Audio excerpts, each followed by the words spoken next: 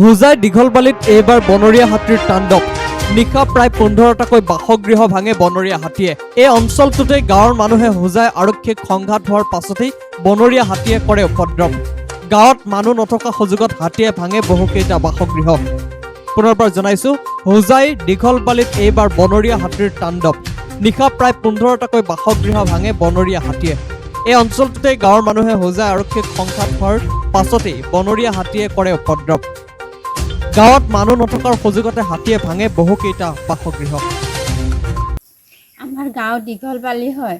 ৰাতি 11টাৰ পৰা পুৰা 3টালৈকে হাতীয়ে বহুত দিগদাৰ কৰিছে। গোটেই ৰাতি হাতীটোতো জাক আহিছিলে, জাক হাতী পথাৰত আছিলে। বস্তিত 3টা হাতী সোমাই পুৰা ঘৰ দুৱাৰ ভাঙিছে, গছ গছনি ভাঙিছে। আৰু আমাৰতো ঘৰত মোটা মানুহে নাই, মাইকী মানুহ আৰু ল'ৰা ছোৱালী লৈ শুই আছিলোঁ। ৰাতি বহুত কষ্ট হৈছে আমাৰ। ইপিনে পলাই ফুৰিছোঁ আৰু ক'ত যাম আমি ল'ৰা ছোৱালী লৈ। ৰাতি গাঁৱততো মানুহেই নাছিলে, ইপিনে লুকাই চুকাই থাকিছিলোঁ। কিমানজন হাতী আছিলে? মানে গাঁৱত 3টা হাতী সোমাইছিলে আৰু জাক হাতীটো পথাৰত আছিলে, ধান খাই আছিলে। কিমান ঘৰ ভাঙিছে?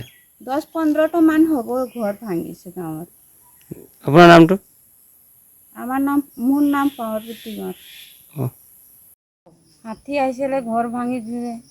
2টা ধান খাইছে 3 বৰা। আৰু কি কৰিলে?